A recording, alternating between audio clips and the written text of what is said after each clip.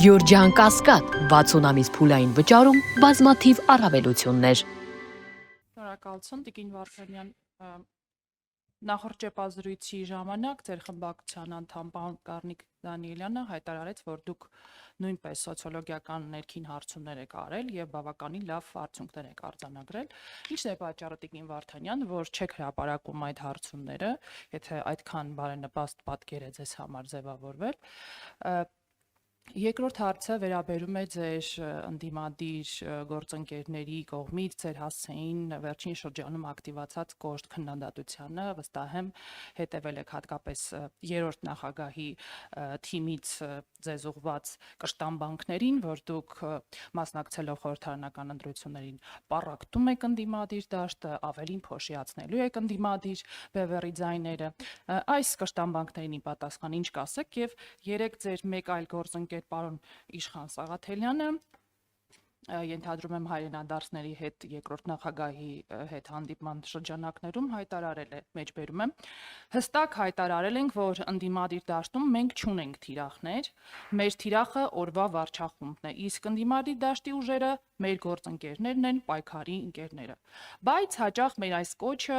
այլ կերպ է մեկնաբանվում եւ դաշտում հայտնված ինչ որ նորեկներ, չեմ հասկանում, մեր դեմ են պայքարում, թե այսօրվա իշխանության։ Պարոն Իշխան Սաղաթելյանը ում նկատի ունի նորեկներ ասելով։ Շնորհակալություն։ Շնորհակալություն։ Հարցումների հետ կապված քաղաքական ուժը հուսով եմ Հայաստանում դեռ այդ ազատությունը կա հարցումներ իրականացնելու իր համար ու հրապարակել չհրապարակելը իր որոշման տիրույթում է։ Մենք հարցումներ իրականացնում ենք մեզ համար, տեսնելու մեր որ նարատիվները ինչպես են աշխատում եւ որ ուղղությամբ պիտի շարունակենք աշխատանքները, եթե ձեզ շատ են հետաքրքրում հարցումների արդյունքները, հենց հիմա հրապարակեմ դրանցից մի դրվագ, ըստ հարցումների ոչ միայն մեր իրականացած, բայց նաեւ մեր իրականացրած Նիկոլ Փաշինյանը ոչ միայն չի կարողանում ձևավորել մեծամասնություն, այլ նաեւ ընդդիմադիր ուժերը այս պահին հանրագումարում ունեն ավելի շատ արդյունք, ունեն ավելի շատ ձայներ, քան Նիկոլ Փաշինյանը։ Կոնկրետ արդյունք հրապարակեցի։ Ինչ վերաբերում է երկրորդ հարցին, որը քննադատությանը շատ խորհրդանշական է, որ Civic-ը նա այս հարցը ուղղում, դրան էլ շատ ուղիղ պատասխանեմ, մենք ի տարբերություն իշխող ուժի շատ տոլերանտ ենք ցանկացած քննադատության, քննարկման ու բազմակարծության համար ու որևէ խնդիր չենք տեսնում դրա մեջ, որ երբ նպատակը հարմար ենք համարում, պատասխանում ենք դրան, առանց մարդկանց ոչիլ անվանելու, առանց մարդկանց պիտակավորումների, առանց ԱԱԾ լցնելու սպառնալիքների, որովհետև իրականում ունենք այդ արժեքները բազմակարծության, ժողովրդավարության ու քննարկումների, բնական է, ընտրությունների նախաշեմ է, տարբեր քաղաքական ուժեր ունեն տարբեր դիրքավորումներ, ամեն մեկը փորձում է արդարացնել իր դիրքավորումը։ Մեր իսկ սահուն անցնելով երրորդ հարցին, այն ինչ դուք ընթերցեցիք մեջբերում է Իշխան Սաղաթելյանից, դա մեր կարող եք համարել մանիֆեստն է, դա հնչեցվել է նաև դաշինքի մասին հայտարարման միջոցառմանը պաշտոնապես, եթե կան ուժեր, ում համար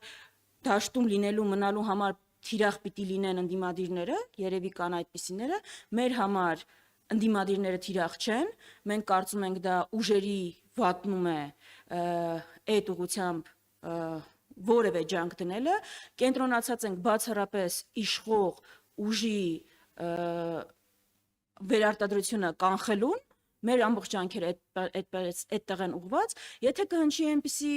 ասելիք, մեղադրանք մեր նկատմամբ, որը կհամարենք, որ արժանի է պատասխանի, դրան պատասխանում ենք։ Ընդհանուր առմամբ որևէ տարօրինակ բան չկա, որ տարբեր քաղաքական ուժեր կարող են քննադատել միմյանց, կարող են ինչ-որ կարծիք հնչեցնել։ Հենց դրա համար էլ մենք տարբեր քաղաքական ուժեր ենք։ Հիմա կհարցնեն մնացած ձեր գործընկերները, ժամանակ մնա դուք անպայման կլրացնեք։ Խնդիր չկա։ Ընդդիմադիր դաշտը պառակտելու, ընդդիմության ձայները փոշիացնելու հետ կապված դիտարկմանը ինչպես կարձագանք եք որտեղ։ Սիրով արձագանք եմ, ի տարբերություն իշխանական դաշտի, որտեղ կա մեկ ուժ եւ որևէ այլ ուժ չի հաղթարում շեմը, ընդդիմադիր դաշտը, սիրելի քաղաքացիներ, ձեզ ընձեռնում է ըստ ձեր ճաշակի, ըստ ձեր համոզումի քվեարկելու հնարավորություն, ընդդիմադիր դաշտը մեկ ուժից բաղկացած չէ, ընդդիմադիր դաշտը բազմազան է եւ դրանով կարող է մոբիլիզացնել տարբեր շերտեր, այնպես որ սիրելի քաղաքացիներ, ազատ եք ընտրել այն ուժին, ով ձեզ դուր է գալիս։ Եթե Հայաստան խմբակցությանն է վերաբերում ձայները փոշիացնելու մեղադրանքը, կարող եմ վստահեցնել բոլորին, որ այդպիսի վտանգ Ընդհանրապես չկա, ես վստահ եմ, որ դրա մասին ընտրությունների արդյունքները իհարկե կվկայեն, բայց դրա մասին վստահաբար կվկայեն նաև բոլոր այն հարցումները, որոնք կհրապարակվեն, եւ ընդհանրապես շատ հետաքրքիր կլինի այդ մարդկանց դեմքին նայել հունիսի 8-ին։